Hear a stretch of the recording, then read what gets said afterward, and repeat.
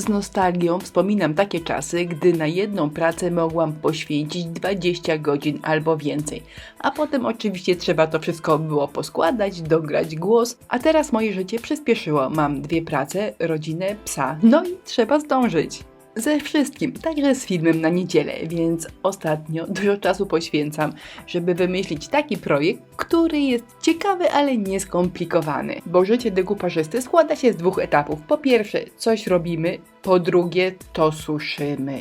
Więc staram się robić takie pomysły, które są do zrobienia bez problemu w jeden weekend. Dzisiejszy elegancki chustecznik właśnie taki jest. Zrobiłam propozycję w odcieniach błękitu, ale jeżeli macie ochotę na inne kolory, to po pierwsze mamy do wyboru inne papiery ryżowe z tej serii, no ale w innym kolorze, a po drugie możecie po prostu wybrać inne portrety i zrobić to na przykład w odcieniach bursztynu, też będzie pięknie. Ta seria portretów jest po prostu magiczna. Przyklejamy i już nasza praca wygląda pięknie. Ale co by tutaj dodać, żeby całości nie popsuć, żeby nie przedobrzyć? Bo jeżeli chodzi o kolory, to oczywista oczywistość. Robimy to, co jest na obrazku i wszystko nam będzie pasowało. Odcienie błękitu plus troszkę złota, żeby było bardziej elegancko. No ale wracając do tego, co robię na ekranie, pomalowałam pudełko białą farbą akrylową na biało. Przykleiłam obrazki, a potem po wyschnięciu te obrazki pomalowałam lakierem akrylowym matowym. A następnie przez 2 dni zastanawiałam się, jak wykończyć te boki, bo generalnie pomysł miałam, ale on jeszcze w mojej głowie dojrzewał. Dojrzewał 2 dni, ale u Was czas leci inaczej. U mnie już minęły 2 dni, no i wiem, jak wykończyć to cudo. Kobiety na portretach mają tło w kolorze takiej złamanej bieli, więc po pierwsze całe pudełko przemalowałam właśnie na ten kolor. A w drugim etapie powstanie coś, co roboczo nazwałam ośmiornicę. No zobaczcie, jak to wygląda, tylko mi się wydaje, że troszkę ta spływająca farba przypomina macki ośmiornicy, które wyłażą z góry i spływają na dół pudełka. Ważne, żeby te macki były w różnych kolorach i żeby się ze sobą troszkę przeplatały. Starałam się, żeby te macki były w kolorach, które występują na portretach. Powiedzmy, że udało mi się tak 6 na 10, ale i tak to źle nie wygląda. Teraz w kamerze lepiej widzę, że kolor dobrałam tak sobie. Jeżeli także będziecie mieć u siebie ten niebieski troszkę za niebieski, to trzeba po prostu dodać czerwonego. I wtedy całą paletę barw, czyli swój niebieski, przesuniecie troszkę bardziej w stronę fioletowego. To będzie dużo lepiej pasowało. Choć uważam, że u mnie i tak nie jest źle, bo gdybym doszła do wniosku, że jest do kitu, to oczywiście bym wszystko przemalowała. Uwaga, uwaga, teraz będzie przebłysk lenistwa, bo na początku miałam taki pomysł, żeby to nie była złota farba, tylko żeby najpierw nanieść klej do złoceń, a potem to wszystko ozdobić płatkami złota. Ze względu na brak czasu wybrałam wersję uproszczoną. Myślę, że źle nie wygląda, ale te płatki złota na pewno zrobiłyby efekt wow. Nie ma co rozdrapywać, wyszło nie najgorzej, ale jeżeli macie ochotę troszkę dłużej pobawić się z tym projektem, to polecam wykorzystać ten pomysł.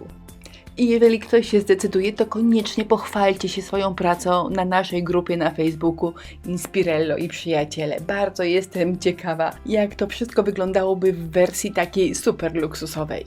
No bo teraz niby nie jest źle, ale doszłam do wniosku, że to wszystko jakoś tak płasko wygląda, że ta złota farba niby ładna, ale czegoś tutaj brakuje. Więc jeszcze 2 etapy. Po pierwsze, poprawiłam brzegi konturówką. I uwaga, to nie jest łatwe.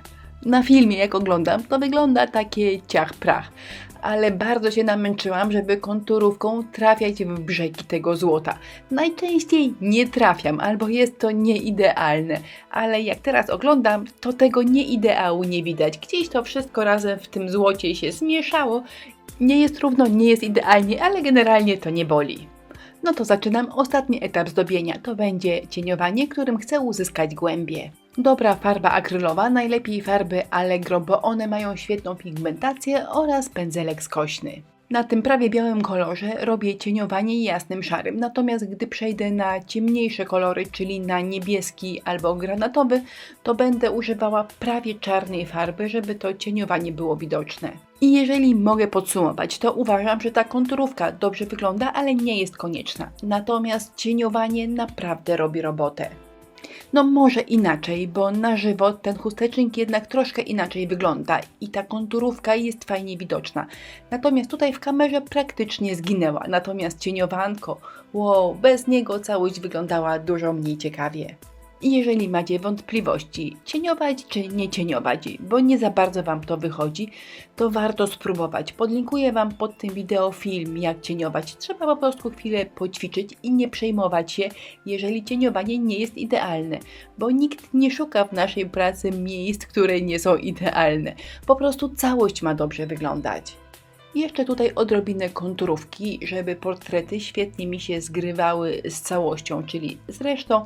No i mój chustecznik do zrobienia w 2-3 popołudnia jest gotowy. Elegancki, a jednocześnie bardzo prosty. Napiszcie, czy efekt Wam się podoba. Piszcie w komentarzu, co myślicie o takich prostych pracach, które może nie za bardzo poszerzają Wasze umiejętności, ale zawsze są pomysłem do zrobienia i do wykorzystania właściwie dla każdego, nawet dla początkujących. Jak zwykle w opisie wideo zostawiam Wam linki do produktów, których używałam w filmie. Wystarczy kliknąć i przeniesiecie się do naszego sklepu, a tam już wszystko jest. Jak zwykle zapraszam na naszą grupę na Facebooku. Znajdziecie tam super ludzi wkręconych w deku. Grupa nazywa się Inspirello i Przyjaciele. Do zobaczenia.